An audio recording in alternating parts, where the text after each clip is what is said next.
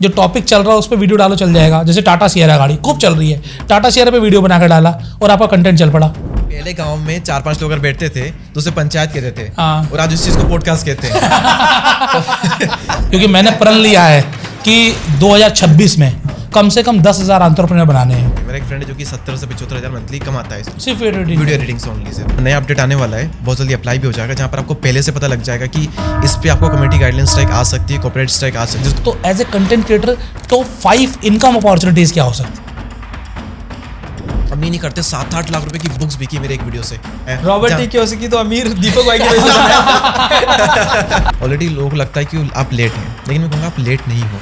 अगर आज आप डिसाइड करते हो, हमारी बात सुनते हो, उसको फॉलो करने का सोचते हो, लेकिन अगर उसे एग्जीक्यूट आप नहीं करते हो तो फिर आप लेट हो एक्चुअल में। आप लोग सोशल मीडिया में अट्रैक्शन की वजह से आए या फिर आप लोगों को लगता है कि सोशल मीडिया में हम करियर बना लेंगे इसलिए आए? Bhuvan Bam, Carry Minati, Ashish Chanchlani, round two hell, Sandeep Maheshwari, Saurabh Joshi, क्या ये वाहियात गंदा कंटेंट बनाते हैं? बिल्कुल नहीं। टॉप पे जब आपको जाना होता है ना, लॉन्ग टर्म में सस्टेन करना होता है, तब आपको बिल्कुल फ्रेश ओरिजिनल। आप दोनों ने ग्रेजुएशन की डिग्री भी नहीं ली, मास्टर्स की डिग्री भी नहीं ली, तो आपको क्या लगता है डिग्री कितनी इंपॉर्टेंट है वर्सेस करियर कितना इंपॉर्टेंट है? जितनी अच्छी संगति होगी उतनी ही अच्छी तरक्की होगी। क्या आप भी 20s की एज में अमीर बनना चाहते हो? क्या आप भी चाहते हो कि कॉलेज जाते जाते आपका बिजनेस शुरू हो जाए और आपको एक पैसिव इनकम आना शुरू हो जाए? जी हाँ दोस्तों, आज मैं आपकी मुलाकात 2 ऐसे ही व्यक्तित्व से कराने वाला हूं जिन्होंने कॉलेज के समय में अपना बिजनेस बिल्डअप किया और आज कुछ भी नहीं करते हैं तब भी उनके अकाउंट में हर महीने पैसे आते हैं। आज हम इनसे जानेंगे कि किस तरीके से एक ऐसा सिस्टम बिल्ड किया जाए कि आपके बिना भी, आपके काम किए बिना भी आपके अकाउंट में हर महीने पैसे आते रहें। जी हाँ दोस्तों, आज हमारे साथ मौजूद हैं यूट्यूब गुरु दीपक दहिया और PR और मार्केटिंग गुरु दुर्वेश यादव। जी हाँ दोस्तों, आज हम इनसे बातचीत करते हैं और जानते हैं कि आपके लिए नए साल में नए बिजनेस करने का तरीका क्या हो सकता है। तो फ्रेंचाइजी बताओ में स्वागत करते हैं दीपक भाई का और दुर्वेश भाई का। बहुत बहुत धन्यवाद सर हमें बुलाने के लिए। कैसे हो भाई? बहुत बढ़िया। दोनों की एज जोड़ दें तो मेरी एज आएगी भाई। 3 भाई तीनों दवाई। 3 भाई तीनों दवाई। जब मैं आपकी एज में था उस समय तो सोचता था कि गर्लफ्रेंड को कहाँ घुमाने लेके जाऊं, हम क्या नया कोर्स कर लें, क्या कुछ नया सीखें, और आपने इस एज में अपना एक सिस्टम बिल्ड कर लिया, एक पूरा बिजनेस बिल्ड कर लिया है। तो सबसे पहला सवाल मैं ये लेना चाहूँगा कि आप लोगों को इतनी अर्ली एज में क्या दिमाग में आया कि मुझे हायर एजुकेशन में नहीं जाना, मुझे बिजनेस में जाना सीधा सीधा? देखो भैया, इसमें जैसे अभी आपने बोला कि मैं लड़की घुमाता था, तो घुमाना तो मैं भी चाहता था बट क्या है, उस समय शकल सूरत नहीं थी, तो मैंने कहा लड़की तो पटेगी नहीं। तो मैंने कहा लड़की तो पटेगी नहीं, तो इससे बढ़िया काम कर लेते हैं। तो वो रियलाइजेशन आ गया काम का कि यार अभी से काम करना अगर चालू कर दिया तो हो सकता है जीवन में कुछ अच्छा कर पाए। तो वो बस डिजायर आ गया काम करने का, और फिर चीजें बदलना चालू हो गई। और इसको मैं कहता भी हूँ हमेशा कि रियलाइजेशन एक ऐसी पावर है कि जिसको जिस उम्र में आ जाए उसके जीवन का परिवर्तन तभी होना चालू हो जाता है। वो रियलाइजेशन मेरे को 19 साल की उम्र में आ गया, दीपक भाई को 16-17 साल की उम्र में आ गया, किसी को हो सकता है 30 साल की उम्र में आए, किसी को 50 साल की उम्र में आए, किसी को हो सकता है डेथ बेड पे लेटे लेटे आए। बट जिस दिन आएगा उस दिन रियलाइजेशन होगा और लाइफ चेंज होगी। बट अगर डेथ बेड पे आया तो सिर्फ रिग्रेट होगा। ठीक बात है, बिल्कुल। जितना लेट आएगा उतना ज़्यादा रिग्रेट होगा, उतना ही ज़्यादा रिग्रेट होगा। और डेथ बेड पे आया तो फिर तो कोई ऑप्शन नहीं है, तो कोई ऑप्शन ही नहीं, उसने अपनी जिंदगी जी ली, बात ही खत्म हो गई। आपको क्या लगता है? मुझे भी सेम लगता है, मैं एग्री करता हूँ। जैसे देखो, हर इंसान की लाइफ में एक मोमेंट ऐसा आता है जहाँ पर उसे सडनली रियलाइज होता है, कभी ना कभी, और कई बार होता है, एक बार नहीं होता, मल्टीपल टाइम होता है, मैं ये मानता हूँ। तो उसमें मल्टीपल टाइम उसके अंदर ये फीलिंग आती है कि यार ये मैं क्या कर रहा हूँ, मैं अपनी ज़िंदगी में कुछ तो भी कर रहा हूँ, कुछ तो भी टाइम पास कर रहा हूँ, यार मैं किसी बड़े मकसद के लिए बनाऊँ, मैं बड़ी चीज़ के लिए बनाऊँ, मुझे लाइफ में यार कुछ करना हूँ। फीलिंग कई बार आती है, एक बार नहीं आती, कई बार आती है। तो उस फीलिंग को आप कब एग्जीक्यूट करके कब पहचान रहे हो आप, एक तो उसका बहुत बड़ा हाथ होता है, वो सबके अंदर आती है। मेरे केस में अगर बात करो तो कई लोगों की कंडीशनिंग जितनी जल्दी कैसी हो रही है, एनवायरनमेंट उनका कैसा है, उस पर डिपेंड करता है। मैंने 12, 13, 14 साल की उम्र में संदीप माहेश्वरी सर को बहुत ज़्यादा देख लिया, बहुत ज़्यादा सक्सेस, ग्रोथ, गोल्स, इनके वीडियोस बहुत तरह देख लिए। तो डिज़ायर मेरे अंदर पनपा कि यार मुझे भी कम एज में बहुत जल्दी बहुत कुछ करना है। तो डिज़ायर था जिसने एक थॉट आया, एक बीज पनपा, और उसकी वजह से फिर आगे इतना कुछ हुआ। तो अपनी कंडीशनिंग और वो रियलाइजेशन, जैसा कि दुर्वेश भाई ने कहा, तो जितना जल्दी आप एक्सेप्ट कर लो, आता कई बार है वो, लेकिन आप इतनी जल्दी उसको पकड़ पा रहे हो। तो जब आपके अंदर से फीलिंग आती है कि यार कुछ करना है मुझे लाइफ में, तो उसको उसी टाइम एग्जीक्यूट करो, कि कोई एक चीज़ पकड़ो और तुरंत फिर उसमें आप चले जाओ। आज के दिन में देखता हूँ जेनजी जितने भी हैं वो सब चाहते हैं कि हम अर्ली एज में कोई बिजनेस शुरू करें, कोई काम शुरू करें, कोई ऑनलाइन ऑफलाइन किसी भी तरीके से, और अर्ली अर्निंग पे जाएं। तो एजुकेशन की जगह जो अर्निंग चुन रहे हैं, क्या ये सही है? नहीं, डेफिनेटली सही है। 3 तरह के लोग होते हैं, एक स्टूडेंट हो रहा है, एक एम्प्लॉय, एक अनएम्प्लॉयड होते हैं। एम्प्लॉयड में बिजनेस वाले हम तीनों तरह के ले लेते हैं। तो एज अ स्टूडेंट आपके पास में वो टाइम, वो एनर्जी है जो कि आपको आगे के एज में शायद उतनी ना मिल पाए, और वो क्रिएटिविटी जो आपके पास में वो आगे ना मिल पाए। तो एज अ स्टूडेंट हर इंसान के पास में बहुत टाइम होता है। जब वो हम 9th 10th 12th 11th 12th की बात करें तो 12th चलो हटा भी देते हैं, तो उससे पहले जब मैंने स्टार्ट किया था तो उस टाइम पे बहुत टाइम होता है, और आज की डेट में कई सारे स्टूडेंट कर भी रहे हैं। तो उसके साथ साथ अगर आपको कुछ सीखने का मौका मिलता है, पैसे नहीं मिलते हैं, कुछ भी सीखने का मौका मिलता है, तो आपको सीख लेना चाहिए, क्योंकि आगे उसके लिए आपको कभी ना कभी काम आएगी ही सही। तो डेफिनेटली, और जॉब के साथ भी अगर आप कुछ करना चाहते हो, साइड हसल, क्योंकि कहा जाता है ना कि 9 to 5 आप जो करते हो उससे आपका घर चलता है, फिर बाद में 5 to 9 फिर आगे आप क्या करते हो, उससे आपकी आगे की जिंदगी बनने वाली होती है। तो जॉब के साथ भी आपको साइड हसल करना है, एज अ स्टूडेंट भी आपको नई चीज़ सीखती रहनी है, और अगर आपको ऑलरेडी कुछ ना कुछ कर रहे हो तो उससे सेटिस्फाइड हो तो ठीक है, अदरवाइज आपको कुछ ना कुछ साइड में करना ही चाहिए। क्या बात है। आप दोनों सोशल मीडिया पे स्टार हो, आपकी रील्स मिलियंस ऑफ बिलियंस जा रही हैं, और साथ ही साथ आपने किताब भी लिखी है सेल्स ओवरफ्लो, और आपके तो 60 लाख मेरे ख्याल से फॉलोवर्स है यूट्यूब पर। उससे थोड़ा कम है, उससे थोड़े कम है, टोटल तो है 1000-2000 बढ़ जाएंगे वीडियो देख के बढ़ा देना। तो बेसिकली आप लोग सोशल मीडिया में अट्रैक्शन की वजह से आए, या फिर आप लोगों को लगता है कि सोशल मीडिया में हम करियर बना लेंगे इसलिए आए? तो मैं तो करियर के हिसाब से आया था, मुझे तो करियर ही बनाना था। और जब मैं पहली बार आया तो 2 हफ्तों के अंदर अंदर मैं डिसाइड कर चुका था कि मुझे अपना करियर जो है वो इसी फील्ड में बनाना है, और कोई प्लान भी होगा ही नहीं। तो पूरा ही मैं क्लियर था कि अपना सब कुछ झोंक करके करियर तो मुझे इसी में बनाना है। तो मैं तो डेफिनेटली करियर के हिसाब से आया था। कोई नेम चाहता है, कोई फेम चाहता है, कोई मनी चाहता है, कोई मनी बिल्कुल नहीं चाहता, बाकी चीज़ें चाहता है, लेकिन मुझे तो करियर, नेम, फेम, मनी सभी चाहिए था। लेकिन नेम फेम मेरा बहुत सेकेंडरी था, मैं सेकेंडरी क्या थर्ड में कहूँगा उसको। तो पैसा मेरा एक थोड़ी प्रायोरिटी थी, क्योंकि करियर पैसे से कनेक्ट होता है। तो पैसा और एक फ्रीडम, कि खुद के घर पे ही खुद से ही कंट्रोल करके काम किया जा सकता है, जिसमें हम खुश हैं, और फिर बाद में सेकेंडरी बाई प्रोडक्ट मिलती है तो ठीक है, अदरवाइज कोई शौक नहीं था मुझे नेम फेम का।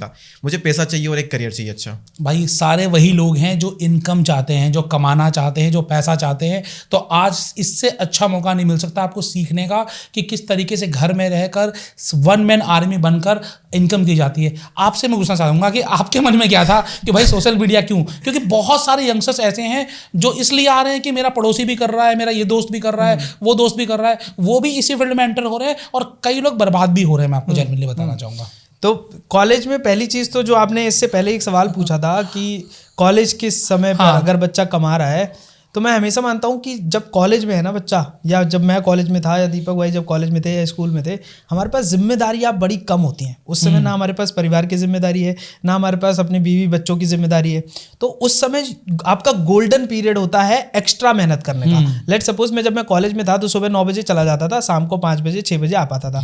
6 बजे के बाद मैं रात के 3 बजे तक काम कर सकता हूँ। मेरी बीवी टोकने वाली नहीं है, मेरे बच्चे कुछ नहीं कहने वाले, बिकॉज है ही नहीं। आप तो शादीशुदा ही नहीं हो। है ही नहीं। तो वो आपके पास गोल्डन समय है कुछ मेहनत करने का। लेटर ऑन जैसे जैसे आपकी उम्र बढ़ती है, आपके पास जिम्मेदारी आ जाती है, आपके माँ बाप की जिम्मेदारी, आपके बच्चों की जिम्मेदारी, शादी होगी तो उनकी जिम्मेदारी, उस समय रिस्क लेने की एबिलिटी खत्म हो जाती है। बिल्कुल। तो अगर जीवन में कुछ भी करना चाहते, ऐसा नहीं है कि नहीं कर पाते, उसके बाद लोग कर पाते हैं, बट कंडीशन चेंज हो जाती है। हो सकता है हस्बैंड वाइफ में से किसी एक को कॉम्प्रोमाइज करना पड़े, दूसरा हो सकता है उस समय एक्स्ट्रा मेहनत करे। जब कॉलेज के समय पे आप हो, सबसे गोल्डन पीरियड है, जितनी ताकत लगा सकते हो लगाओ। वही रीजन था मेरा भी कि सोशल मीडिया पे मेरे को आना है, पैसा कमाना है। पैसा ही पहला मोटिवेशन है। देखो 2 चीज़ें होती है, एक आदमी ना डिजायर से भागता है कि मुझे जीवन में कुछ बड़ा करना है, मुझे अंबानी बनना है या ऐसा कुछ करना है। वो डिजायर अब हो सकता है अब आया मेरे अंदर, या दीपक भाई के अंदर भी अब आया होगा। सबसे पहला जो हमारा डिजायर था वो था फियर का। डिजायर नहीं कहूंगा, इसको कहूंगा फियर से दूर भागने का, कि यार मैं गरीब हूं, मैं गरीब नहीं रहना चाहता।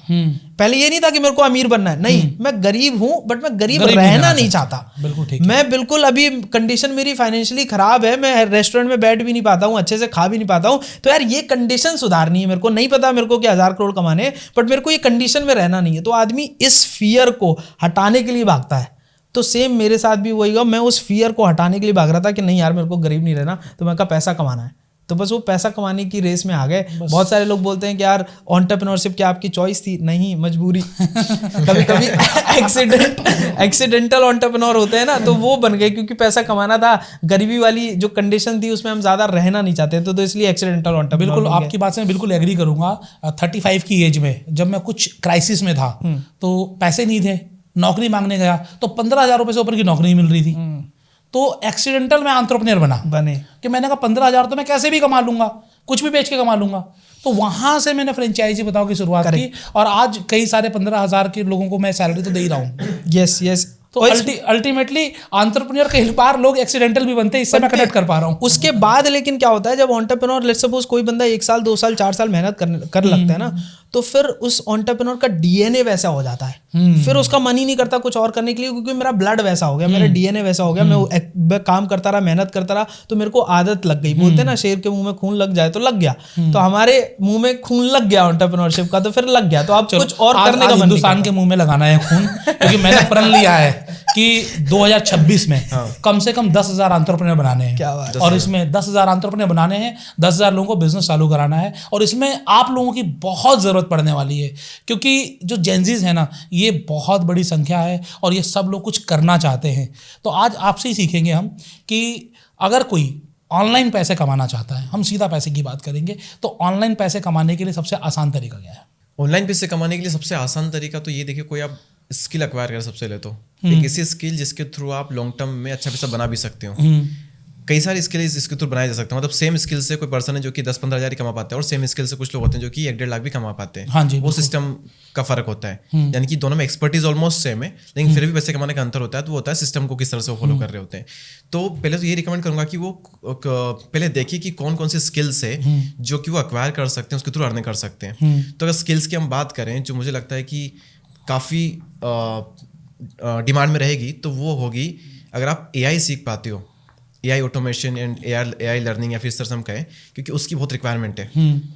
फॉर एग्जांपल, अगर आपका बिजनेस है और आपको कोई ऐसा पर्सन मिल जाए जो कि आपको ऑफर करे कि सर मुझे AI बहुत पता है, वो जितना काम अभी करते हो वो मैं बहुत ईजी कर दूंगा पूरा AI को अप्लाई करके आपके काम में, तो ऑब्वियसली आप उसे हायर कर लोगे, क्योंकि अगर वो इंसान आपको 1 लाख कमा के दे रहा है तो आप 30,000 तो इसी दे दोगे ना उसको। 100% तो AI अगर इंसान सीख पाए अभी, और उसके थ्रू या तो कंटेंट बना पाए, या किसी की हेल्प कर पाए, उसके बदले वो कमा पाए, तो AI लर्निंग का मुझे लगता है कि बहुत कम से कम 1-1.5 साल तो बहुत स्कोप है और बहुत डिमांड में रहने वाला है। बिल्कुल ठीक बात है। उसके बाद में और भी अगर हम स्किल देखें तो कंटेंट क्रिएशन में भी अभी बहुत स्कोप है, अगर वो चाहता है तो। कंटेंट क्रिएशन की हम बात करें तो वीडियो एडिटिंग एक ऑनलाइन स्किल है जो कि बहुत अच्छे से करके बहुत पैसा लोग कमा सकते हैं। मेरा एक फ्रेंड है जो कि 70 से 75 हज़ार मंथली कमाता है सिर्फ वीडियो एडिटिंग से ओनली, सिर्फ। क्या बात है, क्योंकि वो एक्सपर्ट है। पहली चीज तो आपको एक्सपर्ट बनना पड़ेगा। पहले आपको उसको 6 महीने के लिए तो किसी भी काम में आपको ये सोचना है कि मुझे 0 एक्सपेक्टेशन है रिजल्ट में, लेकिन मुझे अपने काम में 100% एक्सपेक्टेशन रखनी है कि आज जहां पर मैं हूँ 6 महीने बाद तो इससे मुझे बहुत बहुत ऊपर उठना है, एक्सपेक्टेशन काम में हो, और रिजल्ट में कि मैं पैसा कमा पाऊँ, मेरे व्यूज आ पाए, इसके आपको 0 एक्सपेक्टेशन रखनी है। तो उससे ये होगा कि आप गिव अप नहीं करोगे, क्योंकि माइंड को पता है कि भैया 6 महीने तक तो कुछ नहीं मिलने वाला है, तो काम तो करते रहना पड़ेगा, क्योंकि उसके बाद मिलेगा। 0 एक्सपेक्टेशन के साथ में आपको कंटिन्यू करना है, काम करना है, इन स्किल को सीखना है। उसके बाद में जब आप एक्सपर्ट बन जाते हो तो आपको सही लोगों के साथ काम करना है। गधों के साथ काम करोगे तो गधे बनोगे, शेरों के साथ काम करोगे तो शेर बनोगे, शेर वाली इज्जत मिलेगी। तो वही है कि आप किन लोगों के साथ काम कर रहे हो। चिंदी लोगों के साथ काम करोगे तो चिंदी पैसे मिलेंगे, बड़े लोगों के साथ काम करोगे थोड़ा बड़ा पैसा मिलेगा। लेकिन स्टार्टिंग में इनिशियल बेस पे अगर आपको फ्री में चिंदी लोगों के साथ काम करने को भी मिल रहा है तो भी आपको करना चाहिए सीखने के लिए, क्योंकि वहां से जो आप सीखोगे बिल्कुल आपकी जड़ मजबूत रहेगी वहां से, तो वो आपको करना है। उसके बाद फिर आपको सही लोगों के साथ काम करना है, बड़े लोगों के साथ काम करना है, ताकि आप ज्यादा पैसे कमा पाओ वहां से। ग्राफिक डिजाइनिंग की अगर हम बात करें, कंटेंट राइटिंग की अगर हम बात करें, जो कि कंटेंट क्रिएशन में काफी होती है। सेल्स की स्किल अगर कोई सीख ले, मतलब स्किल तो कोई भी इंसान सीख ले तो लाइफ लॉन्ग साथ देने ही वाली है, लेकिन ये पर्टिकुलरली कुछ जो मेरी फील्ड से रिलेटेड है वो मैंने यहाँ पर बताई। बाकी मैं मैं दीपक भाई ने बिल्कुल 100% सही बोला। मैं इसको बस बोलता हूँ मनी मेकिंग स्किल, ऐसी स्किल जो पैसा बना के दे पाए आपके कस्टमर को भी और आपको भी, वो स्किल आपको ध्यान पे रखनी है। फॉर एग्जांपल बहुत बार ऐसी स्किल आदमी डेवलप कर लेता है जैसे डाटा एंट्री। अब डाटा एंट्री वाला काम है स्किल, बट वो ऐसा स्किल है जो मनी जनरेट नहीं कर रहा। तो आप वो स्किल पहले डेवलप करने पे ध्यान दो जो मनी जनरेट करे। लेट सपोज मैं आपके साथ काम करना चाहता हूँ, तो मेरे को ये देखना है कि आपकी मनी इक्वेशन और बिजनेस इक्वेशन क्या है, आपका पैसा कैसे बनता है, किस इक्वेशन से बनता है। अगर वो इक्वेशन में कोई स्किल है और उस स्किल को मैंने डेवलप कर लिया और मैं आपको पैसा देके बना के दे पाया, तो आप मेरे को रिटर्न में पैसा दे पाओगे। लेट सपोज मैंने बोला कि फ्रेंचाइजी में आप हो भैया, तो अगर मैं फ्रेंचाइजी में आप लेट सपोज 1 करोड़ महीना का भी करते, तो मैं आपका बिजनेस अगर 1.5 करोड़ कर दूं विद माई स्किल, तो क्या आप मुझे उस 50 लाख में से 10 लाख दे दोगे? 100% दे देंगे। तो मुझे वो स्किल एक्वायर करनी है, तो मैं क्या करूंगा, मैं पहले मार्केट को एनालाइज करूंगा, देखूंगा मेरे को किसके साथ काम करना है, उसकी मनी इक्वेशन क्या है, और उसके बिजनेस में ऐसी क्या स्किल चाहिए जो मैं डेवलप करूं ताकि उसके बिजनेस में वैल्यू ऐड हो। अगर वो स्किल मैंने डेवलप कर ली तो मैं बादशाह बन गया, मेरे को ऑटोमेटिकली पैसा आ गया। So learn money making skill, वो आइडेंटिफाई आपको करना है। आज वो AI है, 4 साल पहले फेसबुक मार्केटिंग चल रहा था, वो मैंने डेवलप किया, हो सकता है 5 साल बाद कुछ और आ जाए। तो वो आप आइडेंटिफाई करो कि मनी मेकिंग स्किल उस समय की क्या है, क्या बात है, और उस चीज को लर्न करो। 2026 में कौन सी हो सकती है? और 2026 में दीपक भाई ने AI बताई, मार्केटिंग फॉरएवर रहने वाली है। मार्केटिंग एक ऐसी स्किल है जो कस्टमर लाने की कला, तो आप किसी को भी कस्टमर लाने की कला मतलब डेवलप कर लोगे और किसी को भी दे पाओगे तो पैसा हमेशा बनेगा आपका, राइट। सो ये 2 स्किल डेवलप कर लो, ट्रेंडिंग में है। हम कंटेंट क्रिएशन पे बात करते हैं, आप कंटेंट क्रिएशन के मास्टर हो, 2 अलग अलग चैनल और दोनों पर आप तबाही मचा रखे हो। तो यूट्यूब, पार्टिकुलर हम यूट्यूब की बात करें तो यूट्यूब पर आजकल बहुत सारी रिस्ट्रिक्शंस आ गई हैं, यूट्यूब बहुत सख्त होता जा रहा है कंटेंट को लेकर। ऐसे में क्या आने वाले समय में यूट्यूब एक सेफ फ्यूचर है लोगों के लिए? तो मैं कहता हूँ, पहले हम भी कहते थे कि मुझे यूट्यूबर बनना है, लेकिन अब मैं कभी भी अब किसी से भी ये नहीं कहता हूँ कि मैं यूट्यूबर हूँ। मतलब मुझे सालों हो चुके हैं, मैंने कभी वर्ड यूज़ नहीं किया। तो मैं किसी को मिलता हूँ तो कहता हूँ मैं कंटेंट क्रिएटर हूँ। यूट्यूब एक प्लेटफॉर्म है। कुछ लोग इंस्टाग्राम पर कंटेंट बनाते हैं, तो उनको इंस्टाग्रामर ना कहकर हमें कहना पड़ा कंटेंट क्रिएटर। हाँ जी। तो यूट्यूब, अमेरिका से हमारे आज रिलेशन अच्छे हैं, लेकिन पिछले 5-10 सालों में हमने इतनी ज़्यादा चीज़ें देख ली है कि कब किसके साथ रिलेशन कैसे होंगे, कैसे नहीं होंगे, क्या हो जाएगा, कुछ पता नहीं है। तो सेफ तो कुछ भी नहीं है, आपका बिजनेस भी सेफ नहीं है, आपकी जॉब भी सेफ नहीं है देखा जाए तो उस कंडीशन में आपको अपने आप को यूट्यूबर ना कहकर कंटेंट क्रिएटर आपको अपने आप को मानना है। ठीक है। तो आज यूट्यूब पे हम उस पर कंटेंट बना रहे हैं, कल यूट्यूब की बजाय अगर कोई और प्लेटफॉर्म आ गया जो चलने लग गया, हम उस पर कंटेंट बना लेंगे। तो अपने आप को एक प्लेटफॉर्म वाइज आप स्पेसिफिक ना रख करके कंटेंट क्रिएशन, पूरा कंटेंट क्रिएटर आप बनो, जहाँ पर किसी प्लेटफॉर्म पे आप कंटेंट क्रिएट कर सको। एग्जैक्ट क्वेश्चन आपका कहता है कि यूट्यूब सेफ फ्यूचर है या नहीं? सेफ फ्यूचर है या नहीं? देखो कंटेंट अभी, हाँ आपने ये चीज़ नोट अच्छी बात की यहाँ पर कि यूट्यूब अभी कई लोगों को स्ट्राइक दे रहा है, अननेसेसरी दे रहा है। कई बार एक बेसिक कीवर्ड यूज करने से इसका इंटेंशन गलत नहीं है, उसको भी दे रहा है, मुझे भी पड़ गई स्ट्राइक इस चक्कर में एक। तो इसके लिए यूट्यूब का एक नया अपडेट आने वाला है, बहुत जल्दी अप्लाई भी हो जाएगा, जहाँ पर आपको पहले से पता लग जाएगा कि इस पे आपको कम्युनिटी गाइडलाइन स्ट्राइक आ सकती है, कॉपीराइट स्ट्राइक आ सकती है। कॉपीराइट का पता लग जाता है पहले हाँ से। जी, बिल्कुल ठीक बात है। उसी तरह से उसका भी पता आपको लग जाएगा, जैसे क्लेम का पता लगता है ना, बिल्कुल। उसी तरह से स्ट्राइक का भी आपको पता लग जाएगा, कम्युनिटी गाइडलाइन का। तो अगर ये सही से एग्जीक्यूट हुआ फीचर, तो ये चीज़ तुम्हारी यहाँ पर पूरी तरह से सॉल्व हो जाएगी ये चीज़। तो क्या बात है। आपको क्या लगता है कि हम कंटेंट क्रिएटर की बात कर लेते हैं, कंटेंट क्रिएशन में सेफ फ्यूचर है? क्योंकि कंटेंट क्रिएटर में आप देखिए कि AI आ चुका है। अब कंटेंट क्रिएशन के लिए हमें लोगों की ज़रूरत नहीं है, कंटेंट सोचने की ज़रूरत नहीं है, एडिटिंग के लिए भी AI आ चुका है। तो कंटेंट क्रिएशन में तो बहुत मासेस में लोग आने वाले हैं। क्या ये सेफ है फ्यूचर फिर? मैं ऐसा मानता हूँ कि अगर हम कंटेंट क्रिएशन को, दीपक भाई ने जो बोला बिल्कुल परफेक्ट है, बट मैं ऐसा मानता हूँ कि अगर उसको हम लिंक कर दें किसी बिजनेस से, लेट सपोज, तो फिर आपका content creation is a source of traffic. इसका मतलब आपके पास बिजनेस है बट आप कंटेंट पे डिपेंडेंट नहीं हो पैसे के लिए, वो कंटेंट आपके लिए ट्रैफिक बन सकता है ताकि आपका बिजनेस बढ़े, ताकि आपकी सेल्स बढ़े।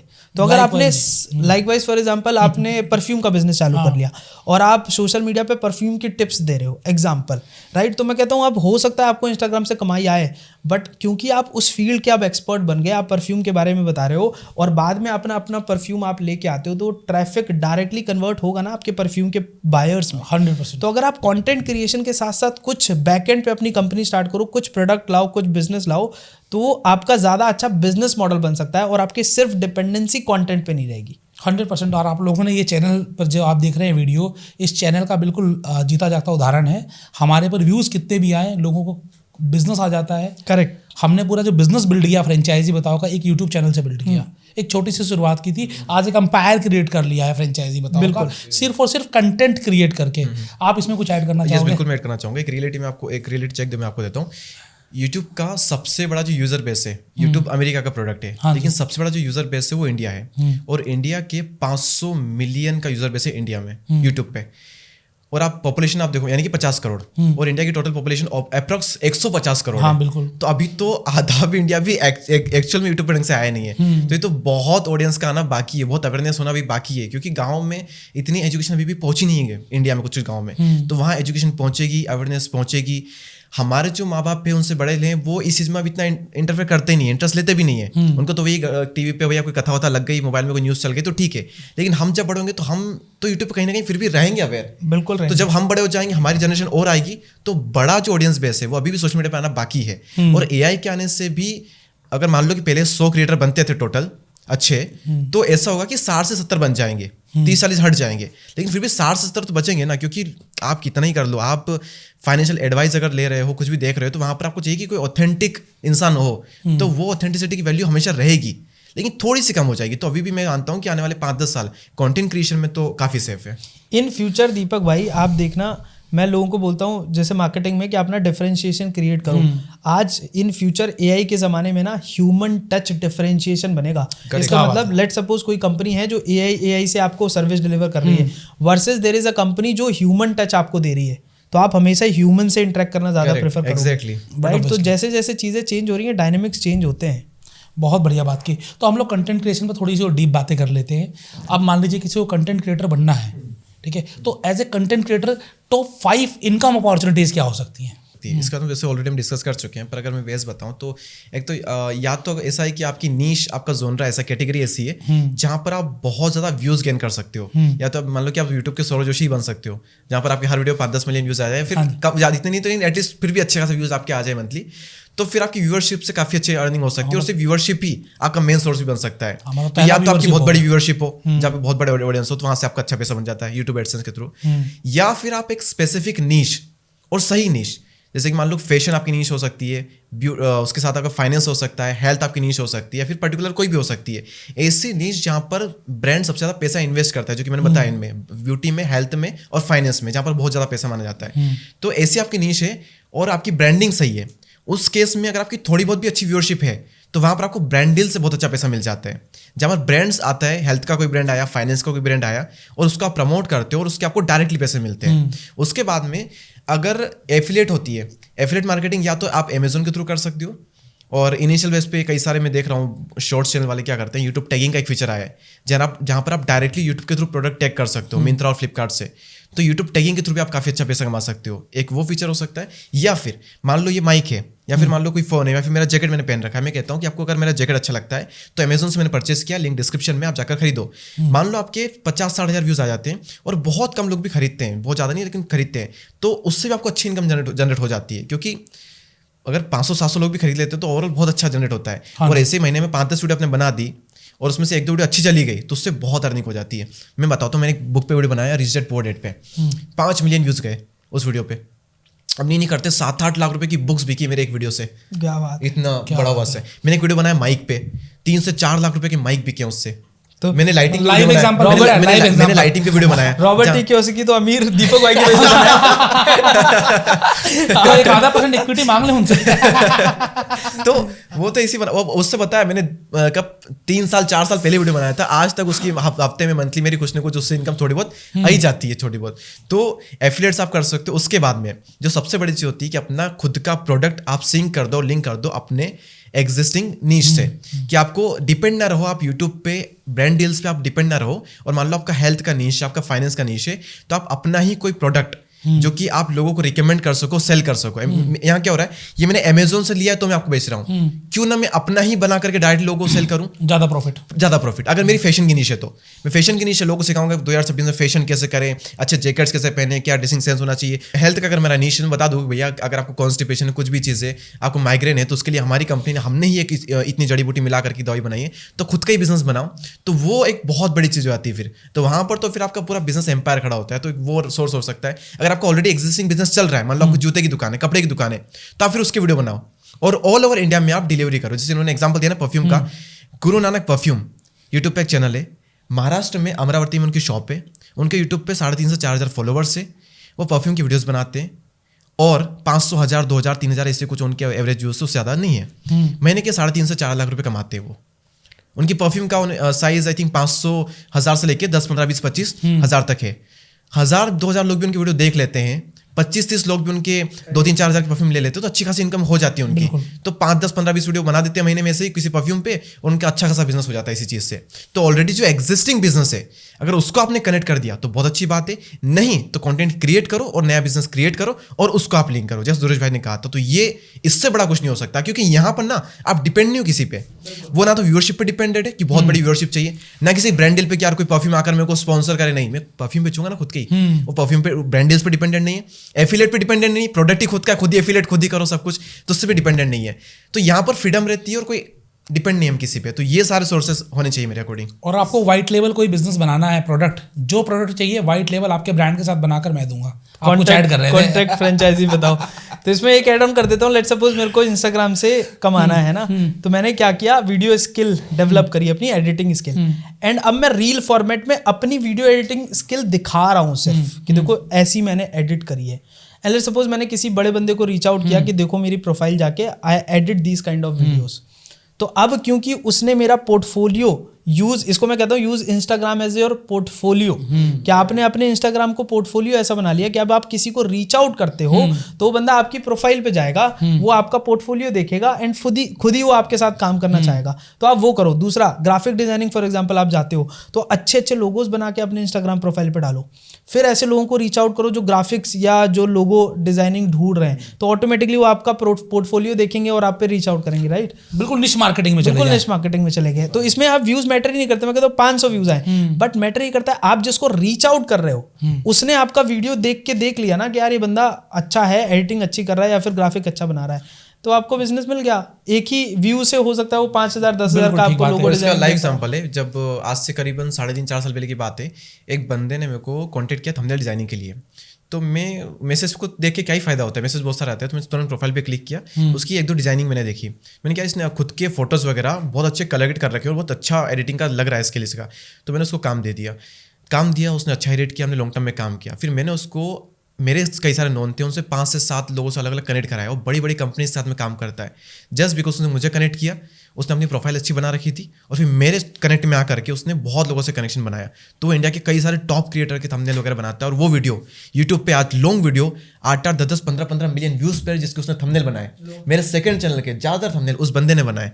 तो फ्रीलांस राजस्थान के कोने में बैठ कर कितना कुछ कमा रहा है अपनी पढ़ाई के साथ साथ, पढ़ाई को छोड़ के नहीं, पढ़ाई के साथ साथ काम करो। और बाउंड्रीज कोई मैटर ही नहीं है, आपको शहर में रहे, टायर 1 टायर 2 में कोई जरूरी नहीं है, गांव में रहकर काम कर सकते हैं। कंटेंट क्रिएशन की सबसे बड़ी खूबसूरती यही है कि आपको लोकेशन का प्रेफरेंस ही खत्म हो गया, सब खत्म हो गया, सिर्फ वैल्यू का प्रेफरेंस रहेगा कि आप वैल्यू अगर ऑनलाइन दे पा रहे हो किसी को तो आपको पैसा भी ऑनलाइन मिल जाएगा।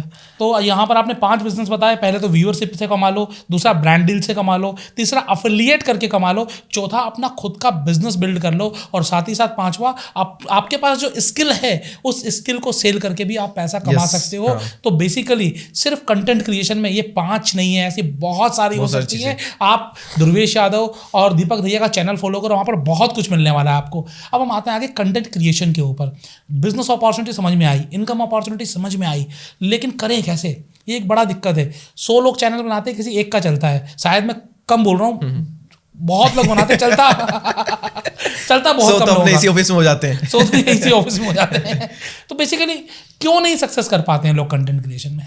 मैं बताता हूँ, एक रिलेटिव चेक में देता हूँ कि इंडिया में 8 करोड़ से भी ज़्यादा ऐसे लोग हैं जो कि कंटेंट बनाते हैं। उन 8 करोड़ में से 15 लाख ऐसे लोग हैं जो कि पैसा कमा पाते हैं। उन 15 लाख में से भी 2 लाख ऐसे लोग हैं जो कि महीने का 50,000 से ज़्यादा कमा पाते हैं। सक्सेस रेशियो कंटेंट क्रिएशन में 0.3% होता है। ये एक ऐसा डाटा, ऐसा फैक्ट है जो कि डराने वाला होता है। तो कुछ लोग ये सोचते हैं कि यार कंटेंट क्रिएशन इतना टफ है, इतना कंपटीशन है कि यार हमारे लिए नहीं बना, और कुछ लोग ये सोचते हैं कि बिल्कुल हलवा चीज़ है, आओ कैमरे के सामने बैठो, कुछ पे लो और यहाँ पे आकर के सफलता पालो, ये हलवा है। दोनों ही गलत अपने आप में। पहला डाटा जो कि डराता है, अब उनको बताता हूँ दूसरा डाटा। 95% क्रिएटर्स स्टार्टिंग के 30 डेज में ही क्विट कर देते हैं। और जब मैं अपनी वर्कशॉप लेता हूँ तो वहाँ पर लाइव लोग कहते हैं कि हाँ यार, हमने कभी ना कभी स्टार्ट किया था, तो हमने 30 डेज से कंटिन्यू नहीं किया था, तो हमने क्विट कर दिया था। तो 95% लोग तो स्टार्टिंग के 30 डेज में क्विट कर देते हो। तो अगर आप 30 डेज तक बिना क्विट किए कंटिन्यू करते हो तो आप आ जाते हो टॉप 5% में से भी एक चीज़ करने से। उसके बाद में इन 5% में से भी 4% ऐसे होते हैं जो कभी भी रैंडमली पोस्ट करते हैं। आज मोटिवेट हुए, आज पोस्ट किया, 1 दिन, 2 दिन, 3 दिन, 7 दिन तक कंटिन्यूसली पोस्ट किया, 2 दिन की गैप दी, फिर पोस्ट किया, 4 दिन की गैप दी, फिर पोस्ट किया, फिर हफ्ते भर की गैप दी, 2 हफ्ते की गैप दी, फिर कहीं से मोटिवेशन आया, फिर डाला, करा, इस तरह से काम चलता रहता है। वो सिस्टम को फॉलो नहीं करते हैं। बचते हैं 1% जो कि सिस्टम को फॉलो करते हैं, सही तरीके से काम करते हैं, एक निश को पकड़ते हैं, कंसिस्टेंटली काम करते हैं, खुद सीखते हैं, ऑडियंस को सिखाते हैं, वैल्यू देते हैं, और वो बहुत ईजिली ग्रो करते हैं। कंपटीशन इतना स्कैरी नहीं है जितना बताया जाता है आपको। बस ज़्यादातर लोग जो है वो परसिस्टेंस को, डिसिप्लिन को लेकर करते हैं। तो ये जो चीज़ है, यस डिफिकल्ट है, लेकिन इतनी नहीं है और इतनी आसान भी नहीं है। तो जो करना चाहता है ना सच में, बस वो थोड़ा सा अगर मेंटेन कर ले, थोड़ा सा पेशेंस रख ले, तो ये बहुत इजीली किया जा सकता है। आप क्या ऐड करेंगे? मैं इसमें कहना, मैं तो अभी कंटेंट की जर्नी में ऑल्दो नया हूँ यार पूरी किताबें लिख दी, 2 और बोल रहे नहीं मतलब social media, content is not only about social media, but fan following best seller book है आपकी अमेज़न पर। तो फैन फॉलोइंग वाली जर्नी में मैं नया हूँ, तो मैं हमेशा मानता हूँ कि आपका एनवायरनमेंट डिसाइड करता है कि आप कैसे एक्शन लेते हो।